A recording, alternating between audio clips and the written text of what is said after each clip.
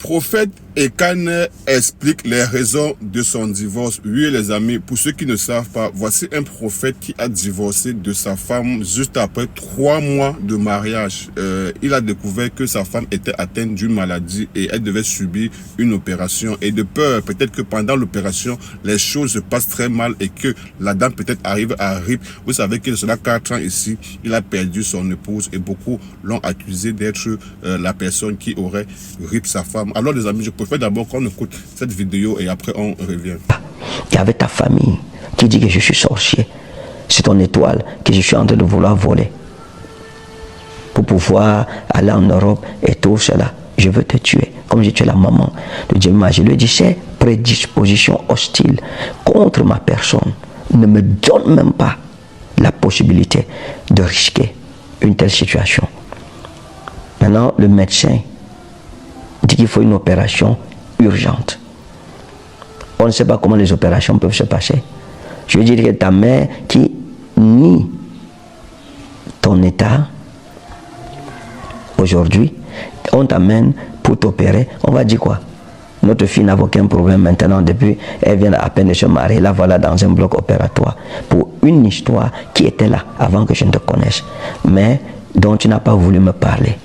Parce que tu te disais que si tu me dis, il n'y aurait pas eu le mariage, tu avais peur de perdre le mariage.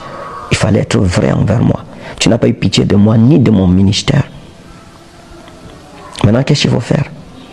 Je ne peux pas m'engager, prendre le risque avec des accusations de sorcellerie si violentes venant de ta famille. Ta mère, son grand frère, du côté de ton père, ces personnes qui m'accusent sans me connaître. Je ne peux pas. J'ai une réputation aussi à préserver. J'ai un ministère à préserver. J'ai un cœur à préserver. J'ai une famille aussi à préserver. On va dans de bonnes intentions et après on se retrouve piégé comme un petit rat. Et je lui ai dit, je ne peux pas prendre ce risque.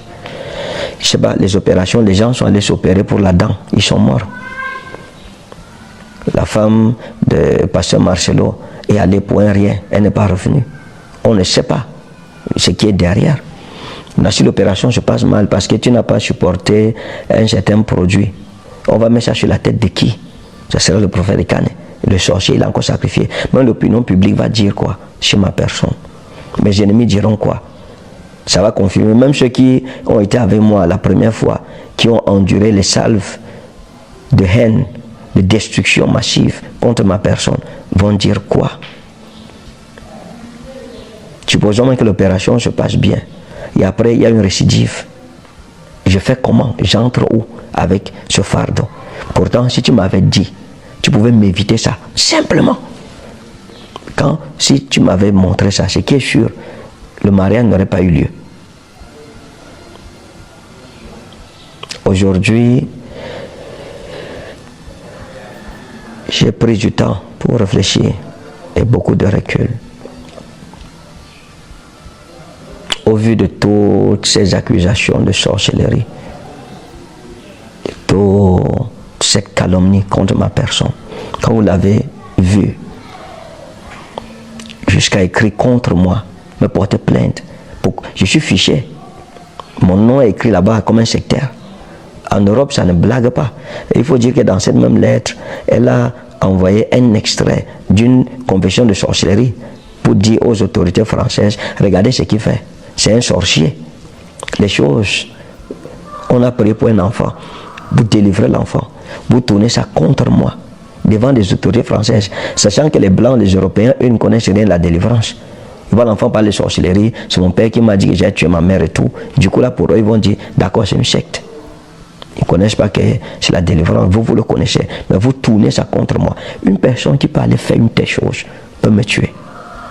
Je me sens en danger. Je me sens en danger. Ils ne m'ont épargné en rien. Ils n'ont eu compassion de moi en rien. Je n'ai pas posé un acte répréhensif par la loi. J'ai posé une femme en bonne et due forme. Et j'ai été accompagné par sa famille.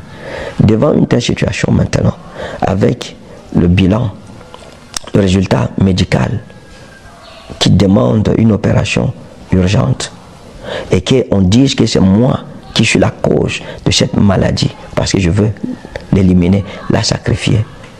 je ne peux plus faire un pas en avant. J'ai décidé de mettre un terme à notre union pour ne pas avoir à repasser par la vallée où je suis repassé à la maman de Djemima, pour ne pas avoir à nouveau à vivre ce que j'ai vécu. Pour rien au monde, je n'accepterai plus jamais cela. Et pour rien au monde, je n'admettrai plus à personne de me traiter n'importe comment. Pour le reste, que Dieu soit juge entre nous. Si je suis sorcier, comme vous l'avez dit, vous remporterez cette bataille. Mais si depuis mon enfance, l'âge de 16 ans, je ne me suis jamais détourné ni à gauche ni à droite, et que j'ai servi le Seigneur Jésus de tout mon cœur, il me justifiera aussi.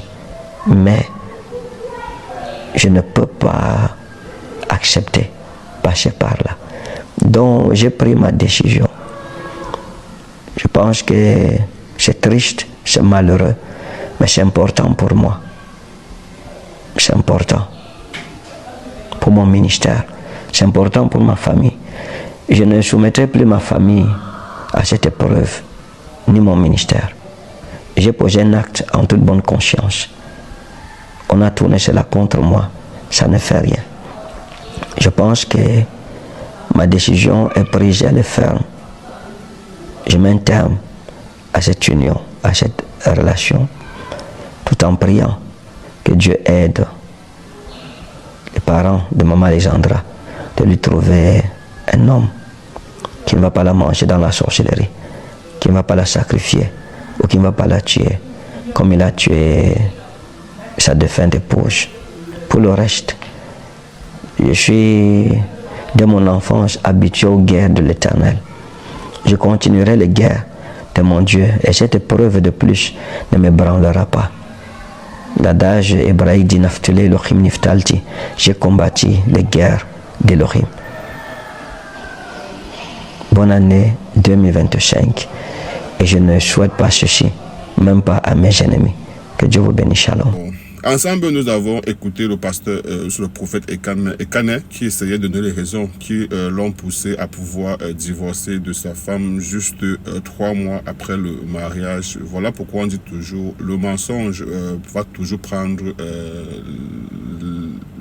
l'ascenseur et la vérité, l'escalier. Maintenant, je pense que la femme, peut-être si elle aimait ce monsieur-là, elle aurait, parce que le fait qu'il soit prophète, parce que beaucoup disent, ah ok, il est prophète, il devait avoir la vision de voir que la femme ne va pas bien. Il y a des maladies, chacun de nous a des maladies familiales, parce qu'on dit que, d'après ces vidéos, il dit que la famille de la fille était aussi était au courant que la fille traînait cette maladie-là et maintenant de peur, parce qu'on connaît tous comment ici sur Internet les choses se passent.